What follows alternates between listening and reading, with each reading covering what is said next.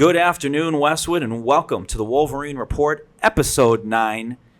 Evan Cardimino, Charlotte Lynch, Maari Fiscaldo, and I'm Morgan Donahue. And folks, today we have two great guests. We have guests that are not only athletes for cross country, but also for track. So looking to have a conversation about both, but looking forward to having them on today. We have senior captain Tony Maari as well as Henrik Ligurs. Guys, how are you? And thanks for joining us. Thank you. Yep, Great. we're good. Awesome. Well, guys, let's take it back a little bit to the most recent track season. I know it was a successful season. Walk us through some of your favorite memories. I understand there was some records broken, but love to hear about a little synopsis of kind of what was most impactful in that season for both of you. I mean, yeah, spring season, definitely a fun one, really memorable last year.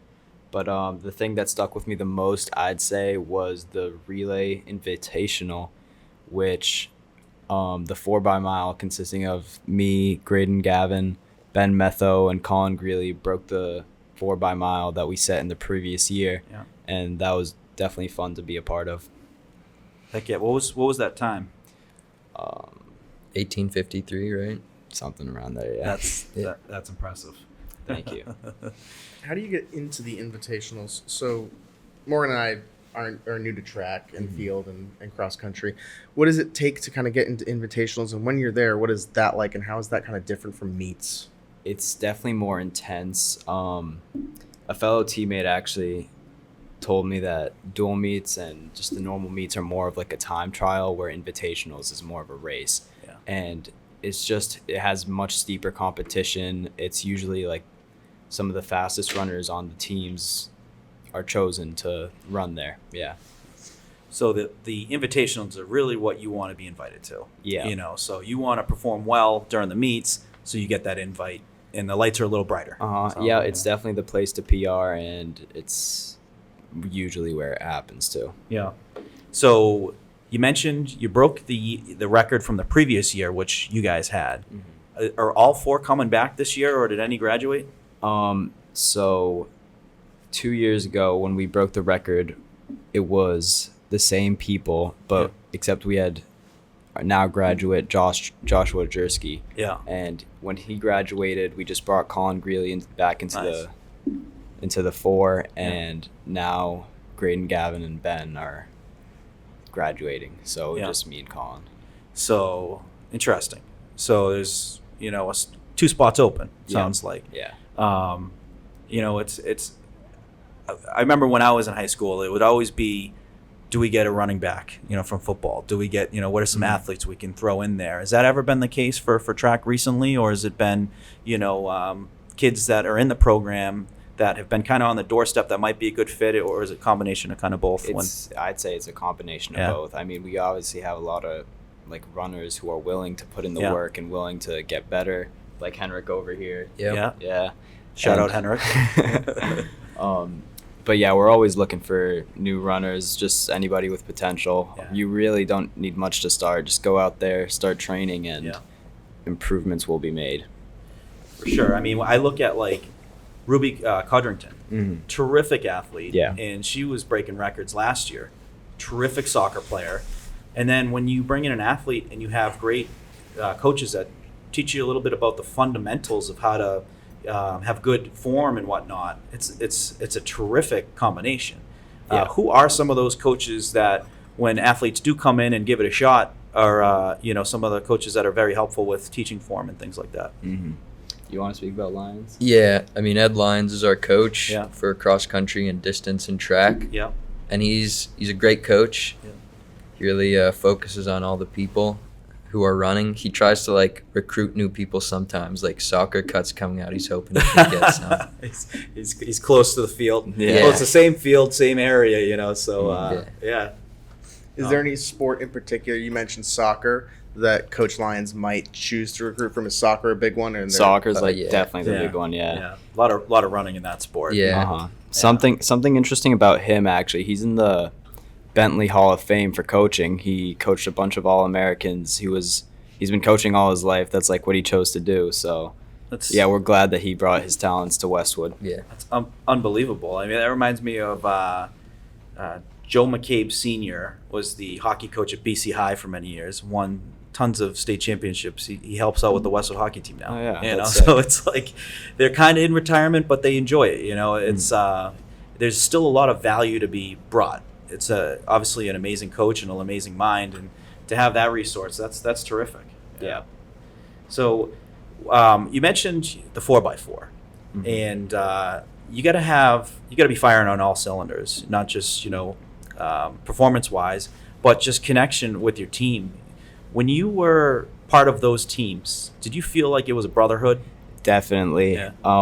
Something that I have a clear memory of actually was closing out. Actually, I think it was in the middle of one of my relay events, and I heard it was on another team, but I heard someone scream like, "Give your team a chance," and that really like stuck with me because really in a relay, it's not about individuality; it's about the whole team coming together, and you really don't want to let your brothers down. Yeah. And outside of the events that you mentioned, what other events would you participate in a typical track meet during the spring season?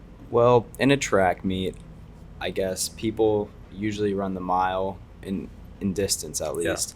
People run the mile, and sometimes they come back running the 800 after or the 2 mile after. That's it's a lot of running, yeah. But you get a good decent amount of break time. Yeah. So it's pretty good, yeah.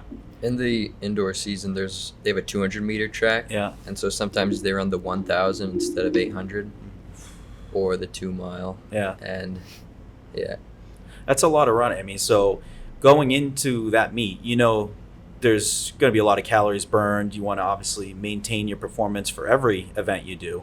What are some of the things you do in prep? Is there a certain meal program that you replicate for each meet, or is it, what's your mindset going into those and for preparing?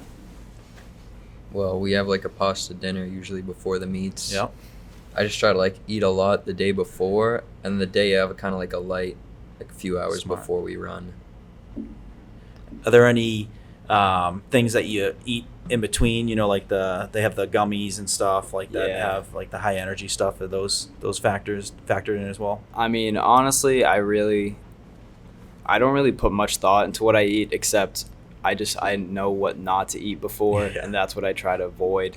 Yeah. But in the middle of races and stuff like that, just of course water, keeping yourself hydrated, some electrolytes, get your energy back up, and just a quick snack, maybe like a granola bar is fine, but nothing that'll upset your stomach too much. You can't eat a lot before. In the Reggie Lewis, they have vending machines, so a lot of people just eat candy. A couple Skittles in between the 800 and 1,000. Guilty of that. Just to confirm, you guys are both runners, right? Yeah. Yes. So my college roommate, Tyler, shout out Tyler, was a college javelin thrower. He did track and field at Husson University.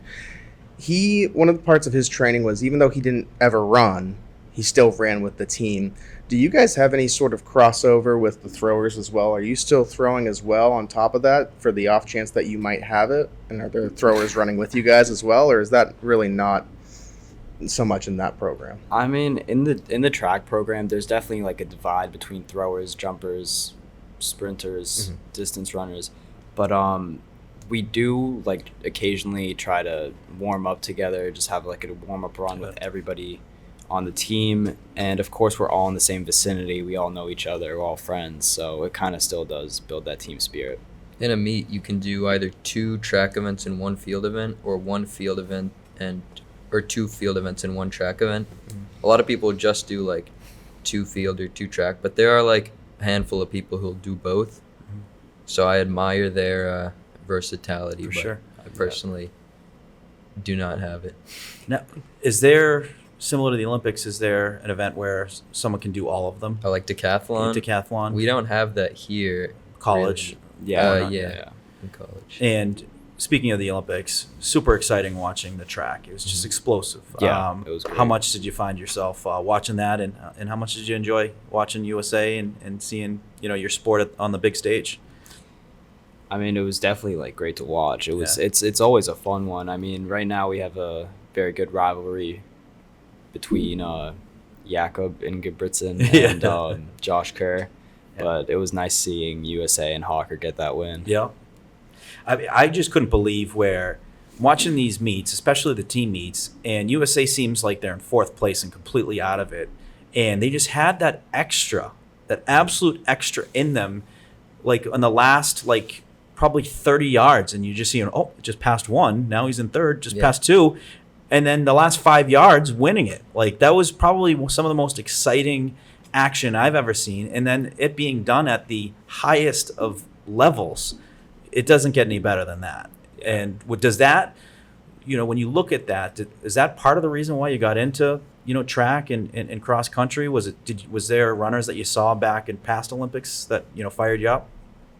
Do you have an answer to this one? I really just joined track to join it. Yeah. And you were good at it and you stuck with it. Yeah, exactly. But it's definitely good to see. And it's fun to think about the race tactics that go into it, especially at that big stage, and how it correlates to us, what we're doing at this stage in high school. It's really similar. You just conserve your energy and wait for the kick at the end, and usually you get some people. Yeah, it's usually the best part to watch.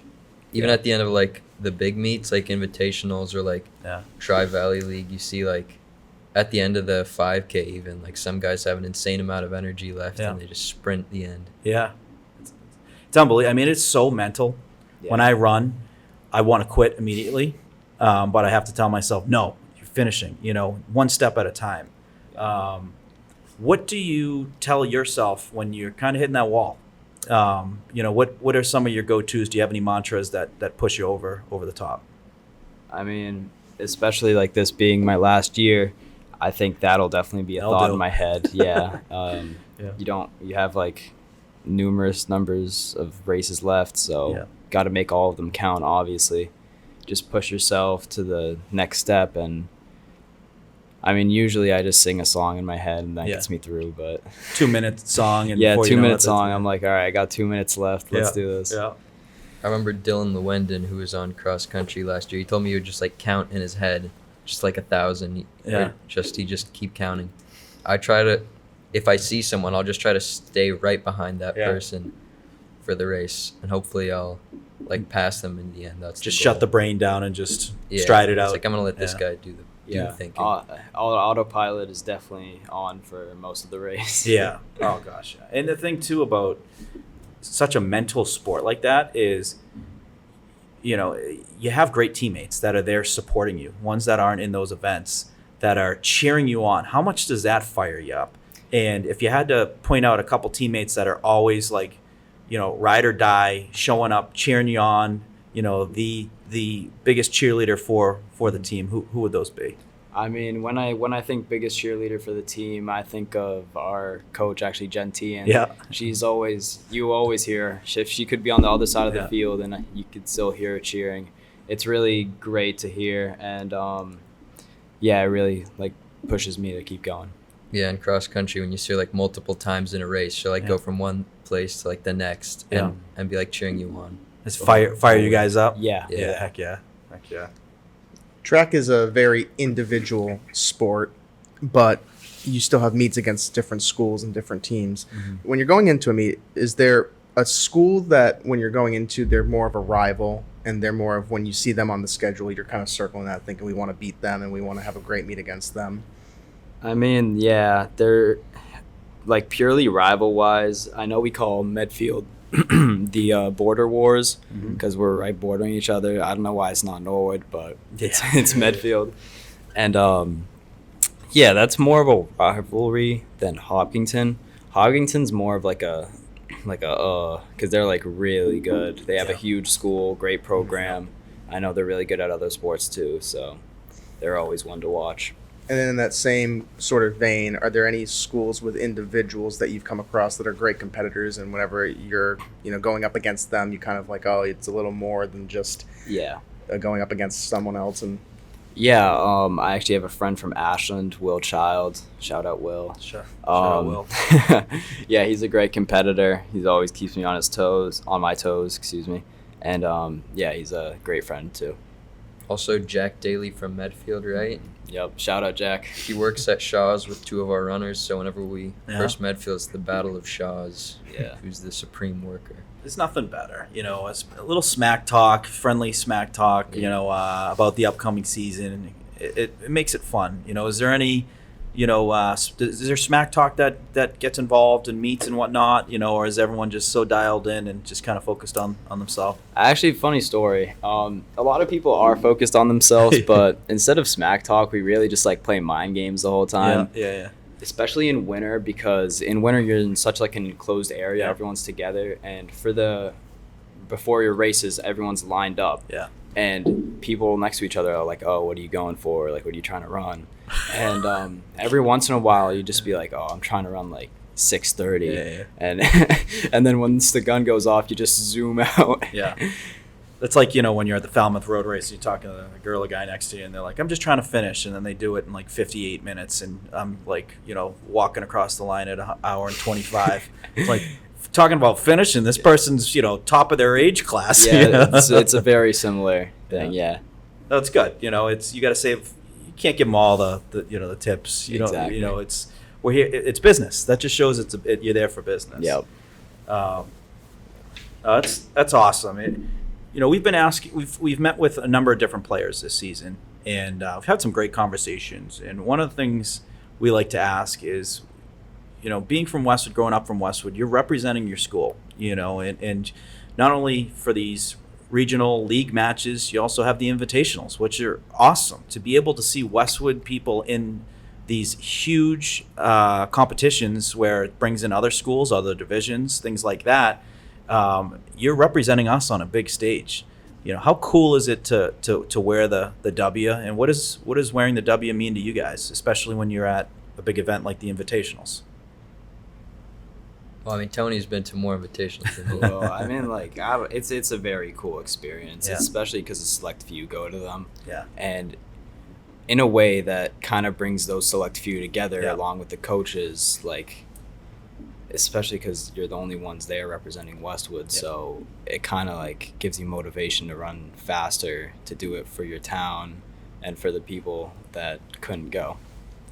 When you're there, do you kind of just take a moment to say, take a breath in, and you're like, I'm here, and we're gonna do some damage today? Yeah. It's definitely a very crowded area, and it's really cool because you look around and you see all these runners that you know the names of, like all these like really good runners who are committed to college and Yeah. stuff like that, and the like air is intense, honestly. Yeah. It just makes you want to like get a new personal record. It's really cool. Does having a couple of those under your belt, are you more confident going into them knowing, like, the first couple, a little overwhelming, Mm-hmm. trying to just make sense of everything and work. Now you go in, you're more prepared knowing what to expect. Like, do you have a more confident mindset going into them having a couple, already under your belt? Yeah, exactly. I mean, obviously the nerves are always going to be there. Yeah. And even now, the first cross-country race, first winter track race, first spring race, I'm always like nervous, like, oh, am I going to do well? But Yeah.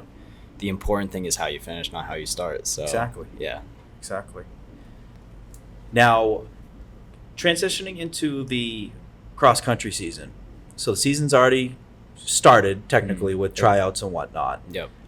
First match is September 18th at Ashland. Mm-hmm. And it looks like you guys have 1, 2, 3, 4, 5, 6 matches. Is that typical in terms of the amount of matches in a season? What's typical? Well, so cross-country is a bit different than track. Yeah. Obviously, it's a very big strain if Sure. you run like multiple 5Ks in a That's week. good point. But yeah, we usually have around 10 to 11, including invitationals. So there's Interesting. much more invitationals during cross country than there are during track. Okay. And you had mentioned earlier, typically these cross-country meets, they're 5K runs. Yes, only one of them's a 3K. 3K. A couple courses, they're like supposed to be 5K, but they're like, instead of 3.1 miles, it's like 2.95. And Yeah. And is there rules for that? Like, do they have to be on flat surfaces, or any of these uphill and, there's a lot running that are- through caves and whatnot? There's a lot that are significantly uphill. Yeah. I mean, you have to like adapt to that in the race. Yeah. And obviously with leadership, you're preparing for those. I'm sure you're going into the maze and running up Church Street. Church Street, yeah, it's a big one. Burgess Ave. Oh, Give yes. that one a go. Yeah. Because that's a good mile. There's a lot. Yeah. There really is a lot. Yeah.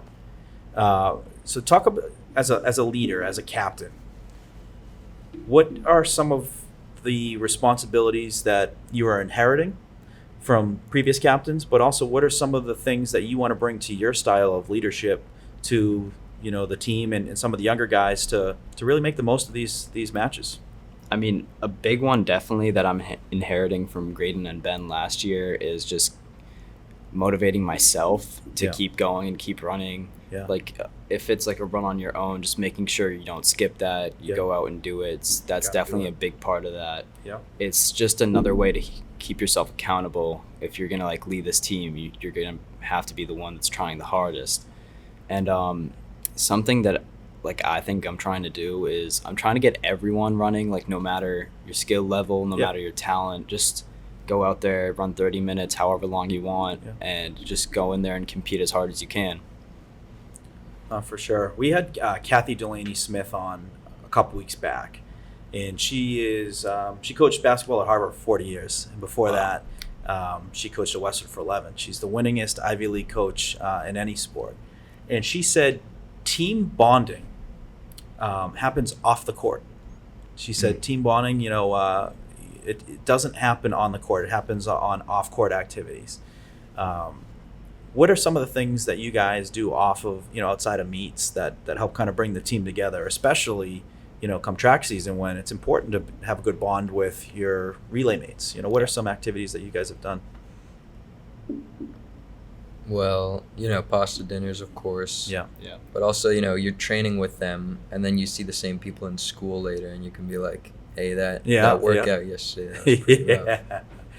Yeah. And another activity that we do like participate in every year, we put up flags in the cemetery. That's awesome. And we just walk around, like have a good time, talk, pick up the old ones, put in some new ones, and usually get something to eat after. Yeah. Yeah.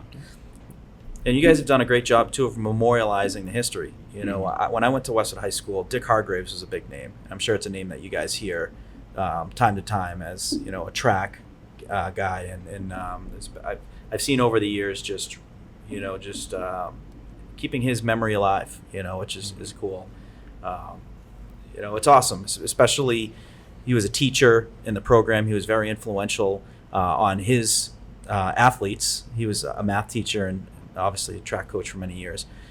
Similar to him, from a teacher's perspective, what are some teachers that have had a positive influence, on you and your development at Westwood High School? We call it teacher shout-outs.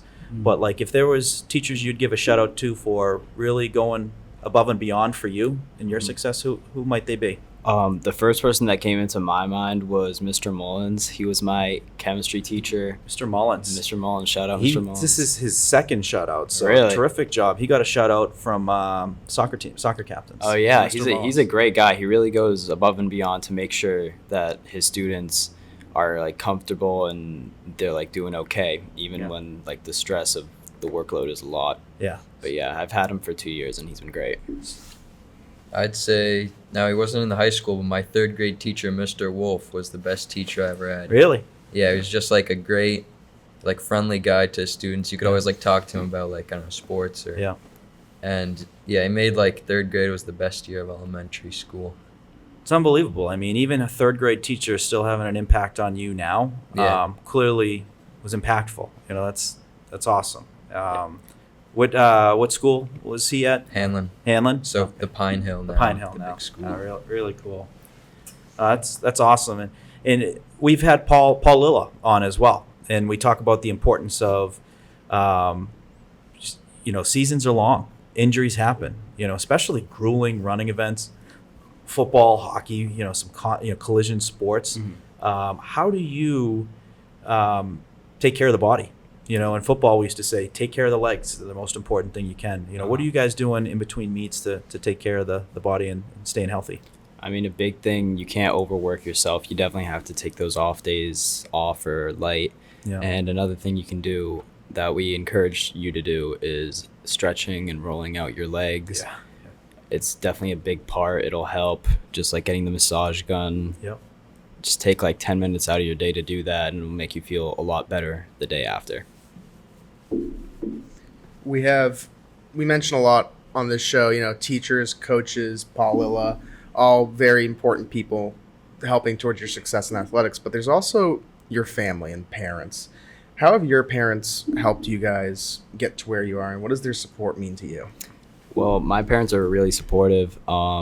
Usually, not really usually. Every after every meet, I come home, whether I'm sad, whether I'm happy. They always ask me how I did and how it went, and I tell them I didn't have the best day. I had a good day, and they'd always be very supportive, telling me I can do better, and they really push me to be better.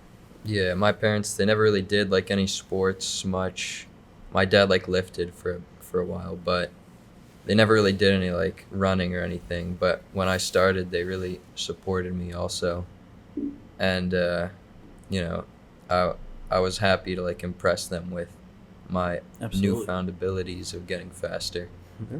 Parents love it. I mean, going outside your comfort zone, trying new things, track and cross country, it's typically a sport people try in high school.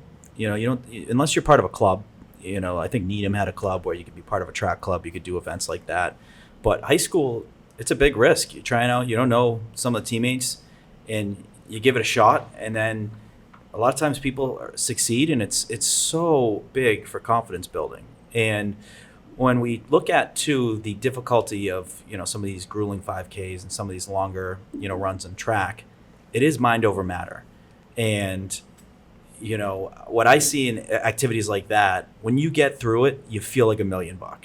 And your confidence is through the roof because you say, if I can get it through that, everything else seems a lot easier, you know, to handle in life. Do you have that kind of mindset after a grueling run? You get through, you feel good that, you know what, my confidence is building because I was doubting myself, but ultimately I finished strong. And, you know, I held on strong. You know, is that something that, you know, a positive benefit that you've gotten from track and from cross country? I have that every day after practice. Yeah. Basically, so, yeah. Yeah, it is really rewarding especially after a long and difficult workout where you're there for just like an hour sprinting around the track. It's definitely great to feel that. What are some of the goals for this upcoming cross-country season, not only individually, but as a team? I mean, obviously, just winning TVLs, that's going to be a challenge, but I mean, if we can get some people to step up, then we definitely do have a chance. And, yeah, after that, it's really just turns into individual performances, obviously, at divisionals and at all states, and that's really where we'd like to end up for me and Colin, at least. And then for my understanding as well as everyone else, how do they obviously they look at a lot of things for team sports, but for more individual sport like track and cross country, how do you know how they're determining TVL champions? Yeah, actually, so it's a pretty complex system, but for dual meets, well, basically cross country's decided on the top 5 guys on each team. Mm-hmm. So they only score the first 10 finishers. First place, 1 point, second place, 2 points. And say Westwood versus Medfield, Westwood gets like 1, 3, 5. That's 1 plus 3 plus 5, and then plus 9 points. Yeah, and then you add up all the top 5 runners, then you add up all the top 5 runners from Medfield, and whoever has the least amount of points actually wins. And that's very similar to TVLs, but just on a larger scale of towns and people. When I look at the schedule, I see Ashland, Holliston, Norwood, Hopkinton, Dedham, Ashland. Is that just locations of these meets, and will there be other TVL teams at those meets? Or are those one-on-one, you know, with Ashland, with Holliston, with Norwood, and vice versa? Yeah, those ones are all just one-on-one. One-on-ones, okay. And then you meet them all at like invitationals. You might see them, and at the TVLs, of course, all the teams. So the TVL title is based off of the schedule, the existing schedule. It's actually only based off of the one race. TVL race. Oh, so there's a TVL invitational or a TVL. Yeah, okay, yeah. Okay, that makes sense. It's I like that format. Mm-hmm. You So know? you could race horribly all the dual meets, but then the TVL show up. Yeah. So you have, from what I look at, 3 home matches. Mm. Walk us through, where are you running in Westwood? Are you running through the cemetery? Are you running by Bubbling Brook? You know, walk us through kind of that location. So our course actually starts here on the track. Yeah. We're at Westwood High School on the track. Yeah. And it starts off with like a 600 meter. So you do like 1.5 laps, whatever it is. You actually exit out the front gate, run to the middle school, and then you take this like little tiny uphill path that leads you to the part. It's like it's really short, but it's like super steep for some reason. But it takes you to the middle school soccer fields where you do a couple laps around there, run to the other side of the high school over by the tennis courts. Wow. Run a lap around there, come back, one more lap around the soccer fields, and then end it on the track. Now, is traffic going in and out while you're doing this? Are people on the sidewalks you got to run around? Like, no. It's very controlled. There's like cones everywhere. There's flags telling you where to go, and like the people cheering usually form a border anyway. So you just run in the middle of those. And for the girls' cross country team, are they going at the same time? Are they stagger that start? What's that usually like? It's usually like. We actually alternate who goes first. I believe this year the boys go first. Yeah. So the boys will go finish their race, and then after that happens, the girls will start theirs. I remember at Ashland when we were like unprepared, but they started the boys and the girls at the same time. Oh, really? Yeah. I think that was Holliston. Oh yeah, Holliston. Yeah. We thought the Holliston coach was playing mind games, but we still won. So you mentioned the rivalries. And every sport has rivalries. Some sports, it's a consistent rival. In Medfield being one of them. Hopkinton is another one. And Norwood obviously being, next door and a very talented sports school. I had asked a couple teams this, not necessarily from a rival perspective, but where is the best away course or track where when you win, that bus ride is like the best bus ride home after a win? It's got to be a far one. Like Medfield, that's fun for like 6 minutes, you're home and you're, but you got Ashland, which is like 40 minutes. Bellingham's a good like 45. Hopkinton isn't close either. That's a good 40. Is there a certain bus ride after a win that just hits different? I mean, there are some steep courses. Like Medfield is definitely steep, but like you said, it's very short. Yeah. One bus ride actually that is nice is after the Hopkinton meets at Hopkinton. Just that course is very scenic. Yeah. There's a lot of woods. It's right next to like a lake of some sort, so it's really great to run at, and even better to just go home. Yeah. But invitationals, really, that just the bus ride back from invitationals, that's where we come closer, and it's always fun because those are known for being long. They're notorious for being long. So just going home after a long and grueling day is good. Yeah.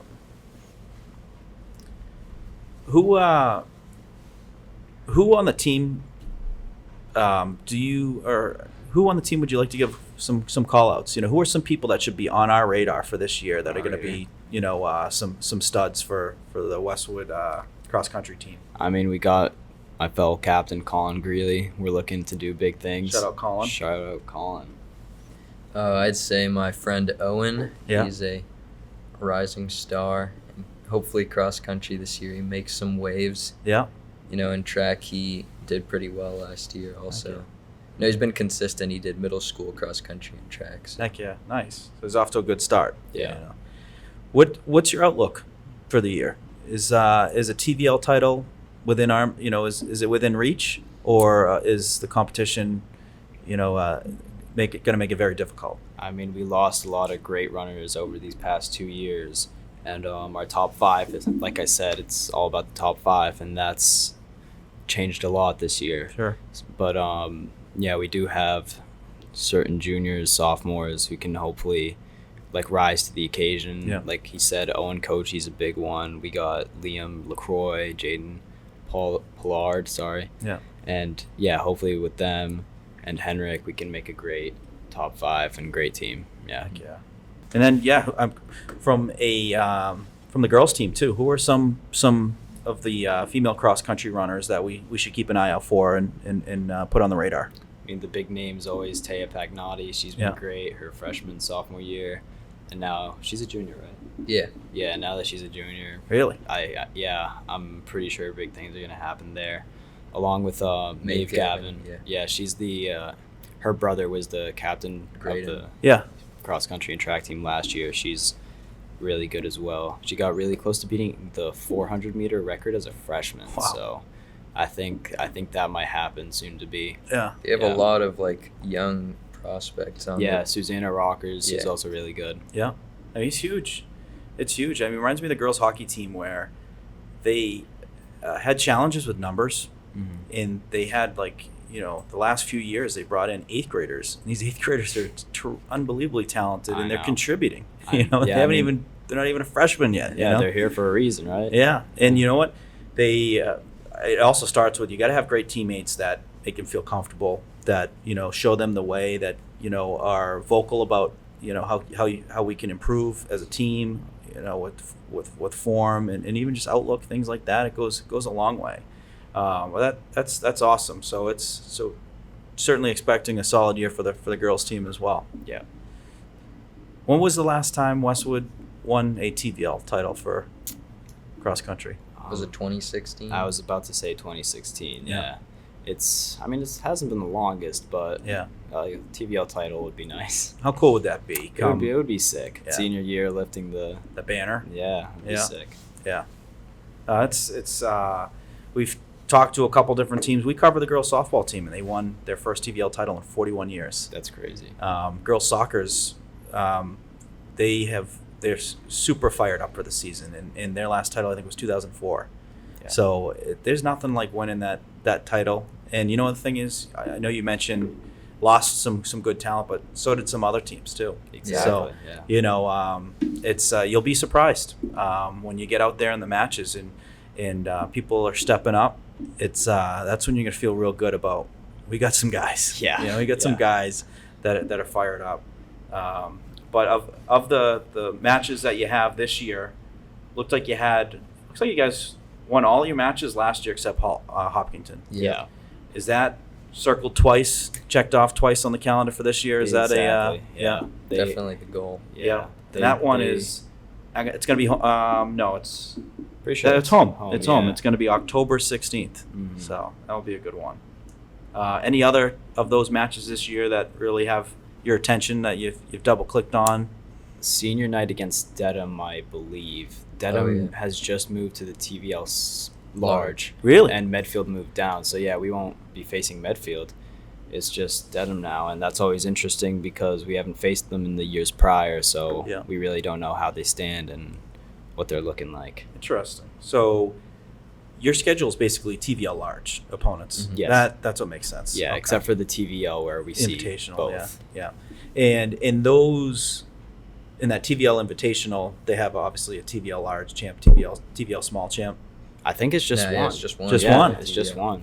I like that. We came second 2 years ago, Yeah. and I think last year we might have came third. Yeah. So you guys are right on the doorstep. Yeah, Yeah. we were Yeah. we were there. We were Yeah. close. Yeah.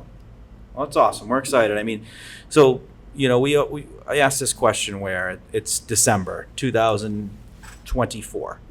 You looked back. You had a successful season. You're very happy with how the season went. What does that look like in your eyes? It would definitely be making it to all states as an individual and just really getting up there in the TVL standings, winning most of our dual meets. That would be ideal, definitely. Yeah. I'd say like if most of our guys get like big PRs. Yep. And we Yeah. beat, guys like Hopkinton, Dedham, Yeah. and then get maybe like a nice top 3 spot in TVL, maybe win. That would be good. Yeah. Yeah. Well, we might have to, cover a meet or two. Maybe we can borrow, Coach Gillis's golf cart. Yeah. We'll follow along. Yeah. Yeah. Like a drone shot. It'll be like the Boston Marathon. We get ahead. Hopefully the speed is a little bit faster than what you guys are running, so it's not like we're covering and then you guys are passing us. But we'll have to figure something out because I'm fired up, man. It's what I really love about Westwood Sports is the athletes work so hard, and they are true student athletes. It's a very challenging school system, and everyone rises to it. And to do that, and to also bring out your peak athletics, it's awesome. And there's no better time in your lives than playing sports with some of your best friends I've said it to the girls soccer captains. I used to coach hockey, and I played at Westwood. I played hockey. I played different other sports. But there's a high likelihood, the day that you guys, get married, you're going to have some of your teammates in your wedding or at your wedding. Definitely. Because some of those memories that you have together at these events, are some of the best memories, and you guys are all in the same boat, and you rallied around each other, and that's forever. That commitment to each other and commitment to that bond, that family, that's forever.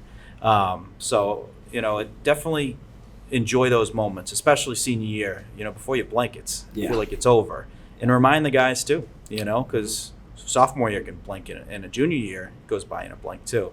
But we're excited, and we really appreciate to have you guys on and to talk a little bit about it. I feel like I'm a wealth of knowledge now, maybe a potential expert when it comes to cross country in track and field. So if anyone has questions, ask Evan or myself. Yeah. But really appreciate you guys coming on, and looking forward to the season. And definitely we'll want to get out there and see some of these matches, especially the ones in Westwood.